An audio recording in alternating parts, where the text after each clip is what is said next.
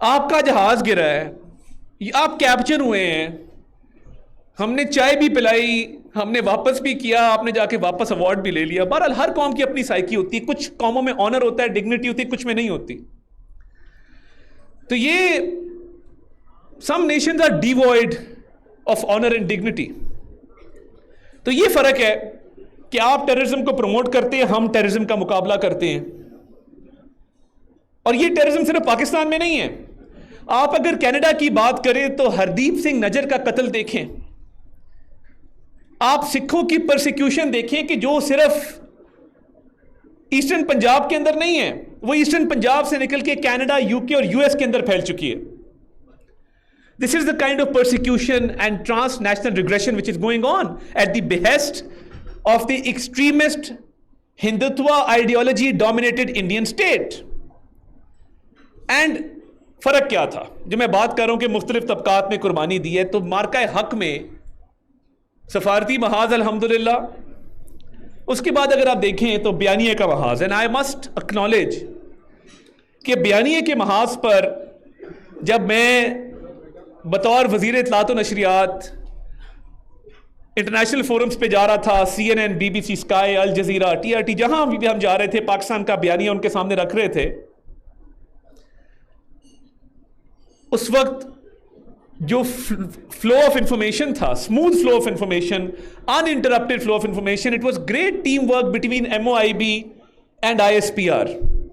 اور ISPR نے یہ انشور کیا, and I must pay tribute and comment the efforts of General Ahmed Sharif, DG ISPR, جنہوں نے ایک زبردست انوائرمنٹ کریٹ کیا. اور ہمارے ٹیم ورک کے نتیجے میں آپ نے دیکھا کہ جہاں ڈپلومیٹک جنگ جیتی, وہیں پہ نریٹو کی جو وار تھی اس میں ہم نے ایک کوہیژن, ایک سینرجی پیدا کی. اور اس کے ساتھ ساتھ آج کے اس ایونٹ کی ریلیونس ہمارے ملک کے youngster, social media influencer, social media platforms, جو انہوں نے کردار ادا کیا ہے. جب بھی مارکہ حق کی تاریخ لکھی جائے گی, our Gen Z, our social media influencers, our social media users will always be remembered, اور ان کی خدمات سنہری حروف میں لکھی جائیں گی. کیونکہ ایک طرف بہت ہارڈ کور کنونشنل وارفیئر چل رہی تھی اور ایک طرف میم وار چل رہی تھی, اور وہ قوم پریشان تھی کہ یہ کون لوگ ہیں کہ جو جنگ جیسے سیریس بزنس کو انہوں نے مذاق بنا دیا ہے, اور یہ ہمارا مذاق اڑا رہے ہیں. یہ کہہ رہے ہیں کہ لاہور آ کے رستہ مت پوچھنا, گم جاؤ گے. یہ کہہ رہے کراچی میں سڑک دھیان سے کراس کرنا, ڈمپر کے نیچے آ جاؤ گے.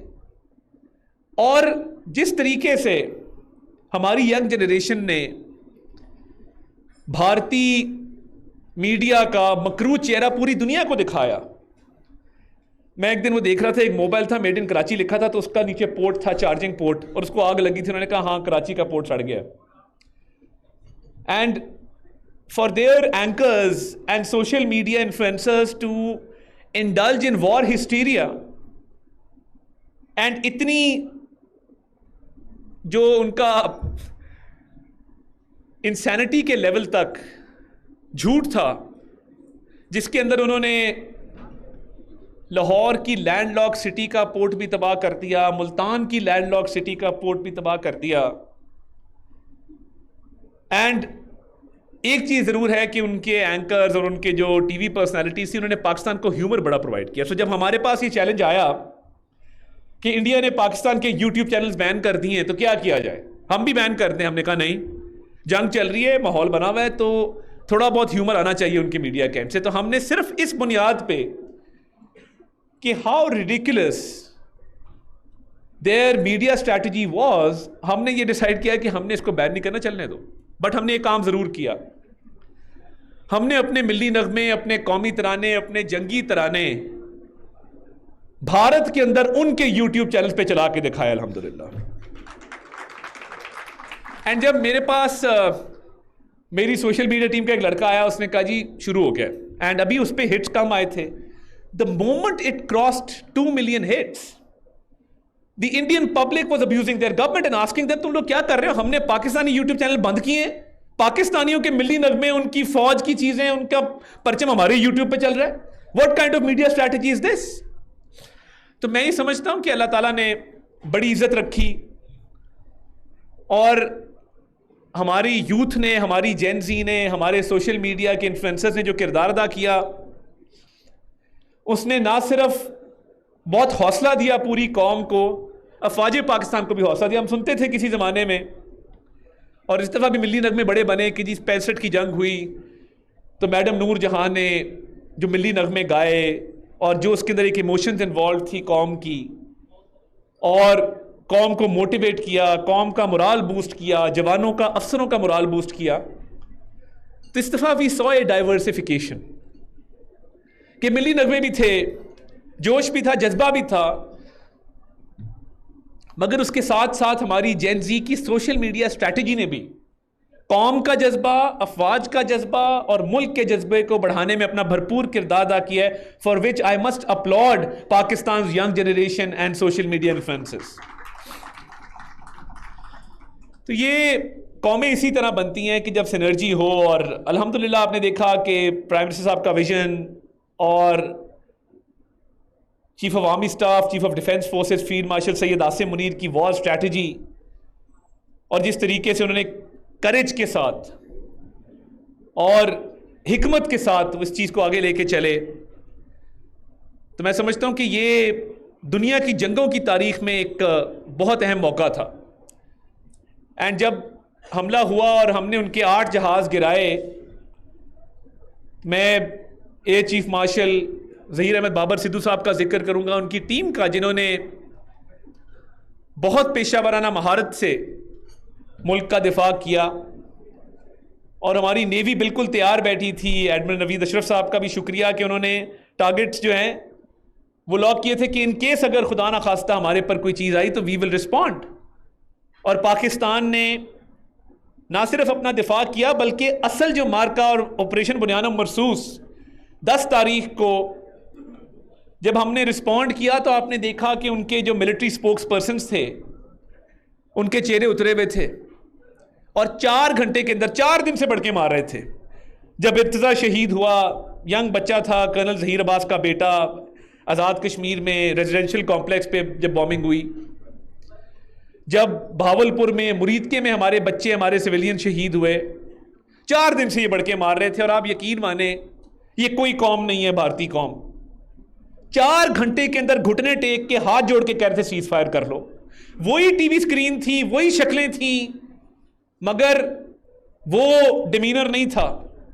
کیونکہ دیکھیے پاکستان نے جو ایک ڈیسائسو رسپانس دیا, 4 گھنٹے اس کو برداشت نہیں کر سکے. اینڈ وی سو, اس رات بھی دیکھا جب انہوں نے پاکستان پہ حملہ کیا تھا کہ جب وہ جہازوں کا ملبہ دکھایا جا رہا تھا رائفل کا کہ وہ بلڈوزر اٹھا کے لے کے جا رہے, اور پھر 10 تاریخ کی صبح, اور ہم نے رات کی تاریکی میں حملہ نہیں کیا, ہم نے فجر کے وقت نماز پڑھ کے اللہ تعالیٰ سے دعا کر کے, اور جب فتح میزائل وہاں پہ گئے تو انہوں نے فتح کی نوید سنائی. اور یہ اللہ تعالیٰ کا شکر ہے کہ آج 1 سال مکمل ہوا ہے اور پوری قوم اس کو سیلیبریٹ کر رہی ہے.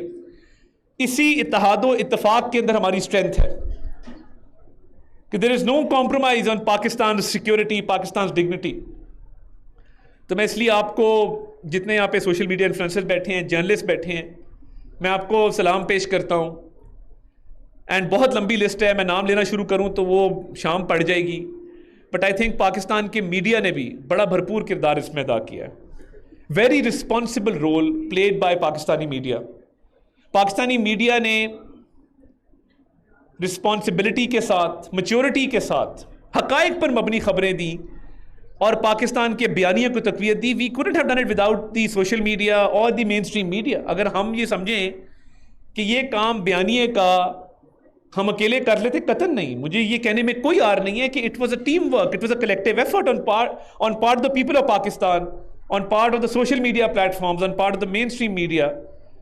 تو یہ اللہ تعالیٰ کا شکر ادا کرنے کا دن ہے, اور میں یہ سمجھتا ہوں کہ آگے مستقبل بہت روشن ہے, اور جو پاکستان کو 1 سال میں عزت ملی ہے انشاءاللہ تعالیٰ یہ بڑھے گی آگے جا کے, اور پاکستان کو ایک وہ مقام حاصل ہوا ہے جس کا ہم سوچا کرتے تھے.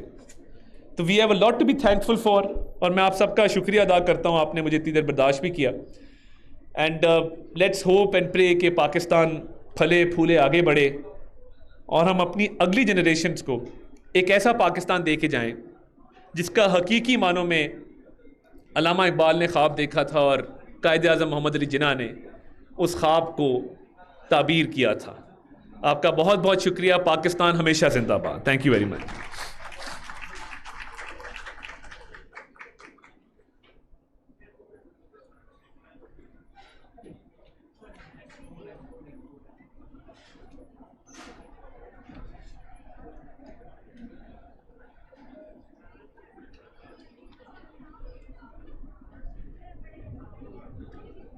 Thank you.